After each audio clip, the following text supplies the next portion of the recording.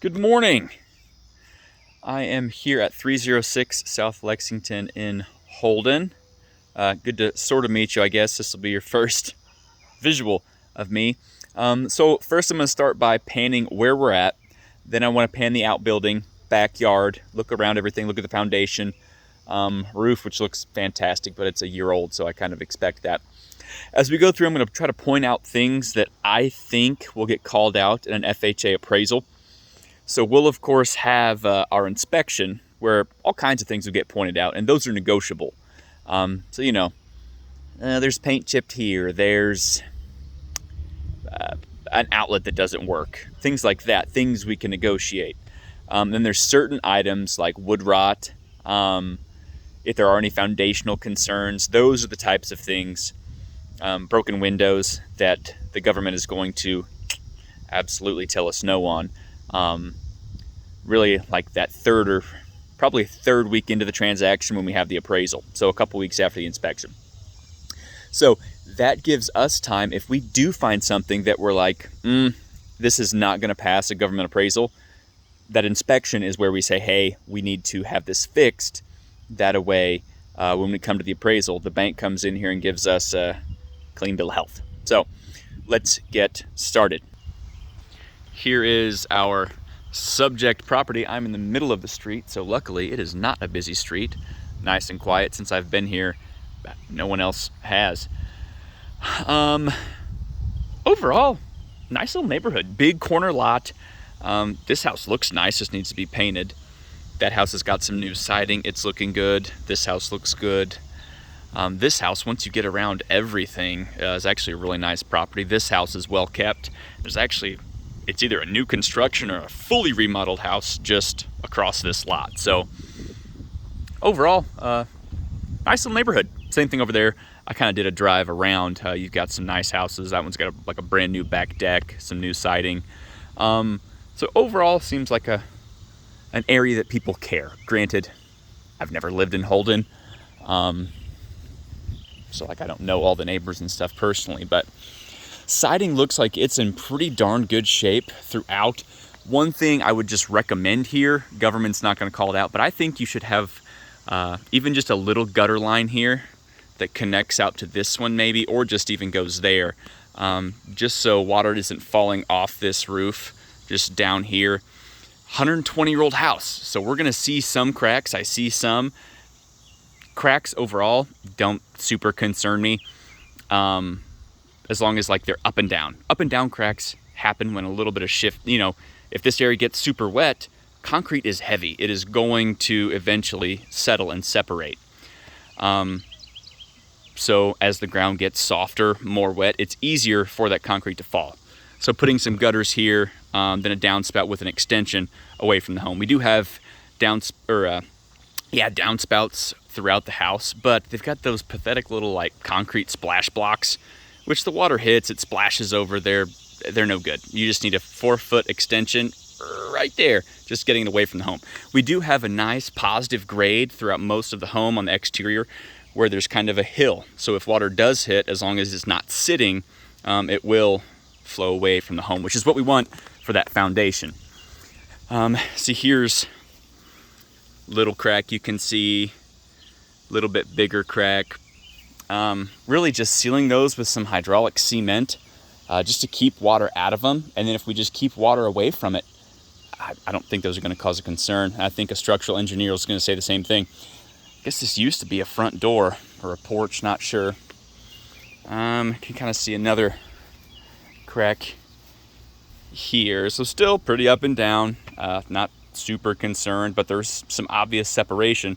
Recommend getting that sealed. And our inspector will tell us for sure if there's anything else that warrants, cause for concern there. We do have a little bit of chip paint. Granted, that's metal, so it doesn't really matter, but typically a bank, especially on a government loan, is going to say, chip paint on the outside of a home? Gotta be painted. So, not a big deal. I mean, $20 worth of paint, you could do everything that we see needs to be done. Same thing on the deck. Needs to be restained. Haven't hopped up on it yet. Seems pretty sturdy. It's got its checklist. You've got to have railing for a government loan. Now, government loan, I think you've got to have 3 feet tall railing and balusters. These are probably close, maybe it's 4 feet. Anyway, these are not that tall. And that kind of just comes down to what an appraiser we get, if they call that out. And if they do, they'll have to fix it. If they don't, doesn't really matter. This one, still not really a concern, because like I said, it's a cheap fix, but we do have some chipped paint on wooded areas. So have to get that taken care of. Anywhere you've got exposed wood, we're kind of just asking for some termites to come have a meal. So, just needs to be scraped, needs to be painted. AC condenser, we talked about that yesterday when we spoke about the disclosure. 16 years of age. It is a Lennox, so at least it's a really good brand. I don't see any foundation problems back here. Here's our electric meter can. Okay. Now that we're back here, just do a pan. We've got a pretty deep yard, got a burn pit back there. In fact, let's just check it out. We're here. Why not? Be a little bit longer video, so it's going to take longer to upload too, but why not? I don't know. This must be an old cistern or something. I'm not sure.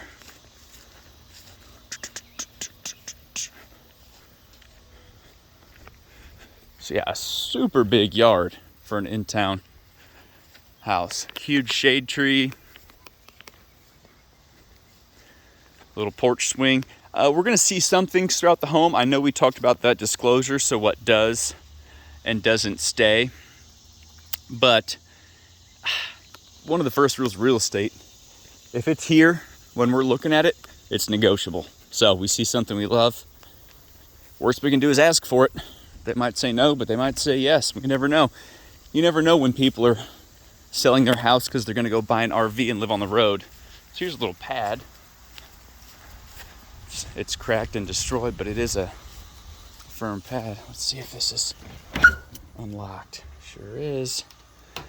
Okay, so perfect. A little shed to store things so you can really focus on using the carport for cars or big lawnmowers.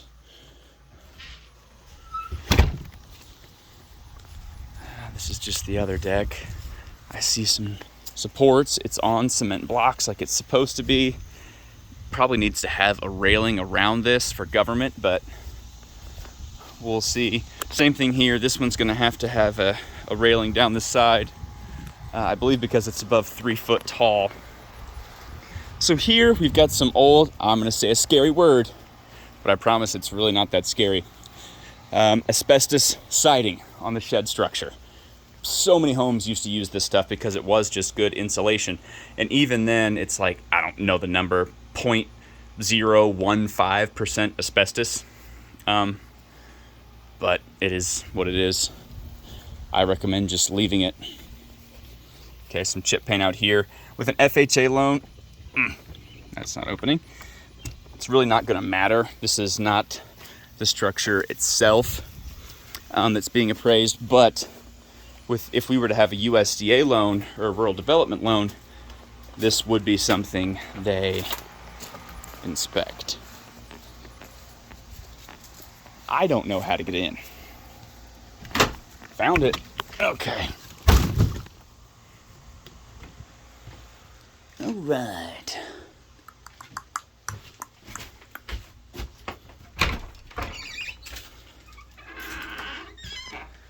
I don't know if you can see. I don't think we're going to have electricity in here, but I mean, it is what it is. You could pull a car into it. You'd have to manually do it. It was locked, but a dry space where you can keep a car or a mower, keep stuff out of the hail. I know long term you said you'd prefer an actual garage, but you could still attach a motor up here. We've got electricity out here, but it's short enough to where it's only going to be a car. You're not going to get a truck unless it's maybe like an S10 or something in there. Oh! Okay. All right. Let's dive into the actual structure now that we've been here for 10 minutes, shall we? The interior looked pretty darn good, so I don't think it'll take us as long once we get into the home itself. Okay.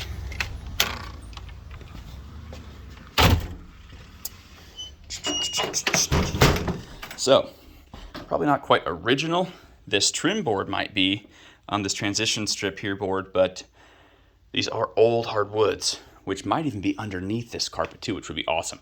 As we go out, it's a 120-year-old house, so we're gonna feel some spots that are a little more uneven than others. That's pretty darn standard. So, pan here the living room. We do have a wood-burning fireplace. Let's start here on the left. So our first conforming bedroom, great big closet. This was a room I was kind of questioning because from the pictures it looked like that might be a door to the exterior. I really had no idea, but it's actually a really good sized walk-in closet. There's our attic access. I can't quite get up there, but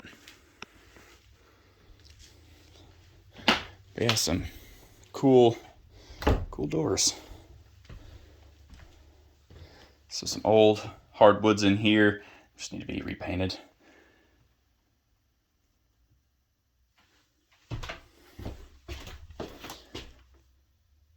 It's just a shower tub. Insert, pretty standard. Toilet is one of those energy environmental ones. Wax ring seems to be secure. I don't see any bad water damage, nothing more than drips. Where's my light though?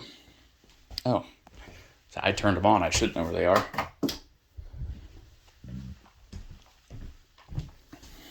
Okay, so these windows have been upgraded. They're double paned, double hung insulated windows, so that's fantastic.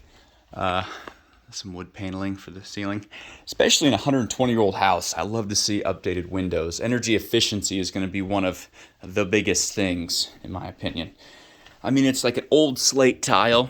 You can see the slate grain, so we kind of know what it is. A few chips and things, but slate's kind of brittle, so you're going to have that. Second conforming bedroom. In Missouri, you've got... Here's me. In Missouri, you're going to have at least 70 square feet of living space for it to be considered a conforming bedroom. Awesome. That window's been updated as well. Just a little bit of art there, like a tree or something. I'm not sure. Government loan, we will have to have some cover plates. I mean, get a 2-pack for like $2. It's not a big deal. But a huge closet, you know, considering this is just another guest room. So... let's move along. But a pretty good sized living room too. Again, some more double doors. I love to see it. We've got some transitions so you can see where the doors hit and it's just worn away that carpet. But there's a little bit of a slope here and then it kind of levels out once we get right here.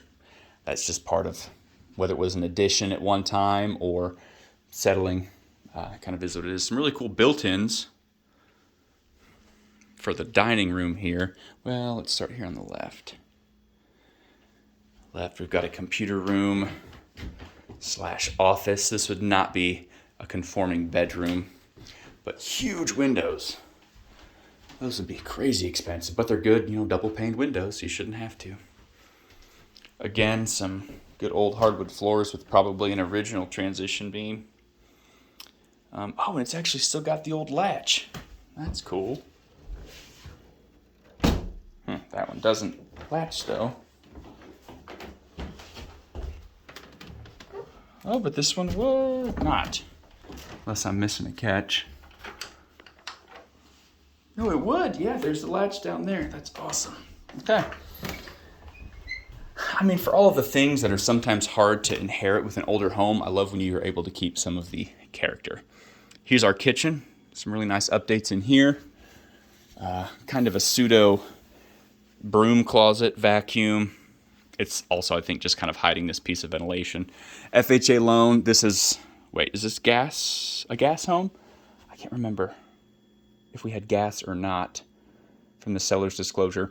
If this is a gas home, this is going to be considered a combustible. So we'll have to make sure there's a degree of separation between all these. Up there, it's got the barrier or the ring, so it might be okay. But another little hump here that we're going over, but we do have granite countertops with a rounded finish, so that's nice. Cabinets all look like they're in good condition. Same wood paneling we saw in the that first bedroom on the left, with a really cool island. But it is a pretty big kitchen, so I guess, you know, it warrants it. Oh, we used to have these. I miss them. So these actually pull out. So you have all the storage capacity of a walk-in pantry without having a walk-in pantry. Fridge is older Whirlpool unit, is what it is, but it does stay. That big, chunky, thick trim, stereotypical of the times. Then our laundry room, which comes off to that back deck. The door does have some indentations. At some point or another, something happened. But a cool space. Remember, they said the dryer does not stay, but the washer does, I think was what they said. But again, it's on that disclosure. Vice versa, maybe the washer left, the dryer didn't.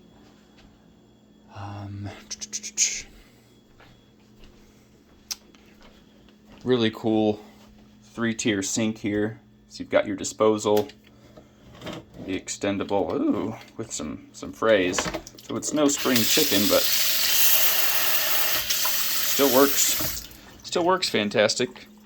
So that's a plus. Backsplash has a little bit of tile work here that's cracked, but oh, and then missing here entirely. Probably why they put this here. This over here, oddly enough, is not granite. I wonder why they opted to do that. And then this is that door to the back porch. Here is another bathroom that honestly, I think you could convert with this space here if you really wanted to into another shower, so you could have another full bathroom. But up to you. Not an updated toilet, but still pretty secure, the wax ring at least. And I believe, let me double check, but I think that concludes our journey here today. Nothing else. So yeah, we're good to go. I was not able to access the actual crawl space. If I can go out there and get in there, I'll take a couple pictures or another video and I'll send it to you. Thanks, guys.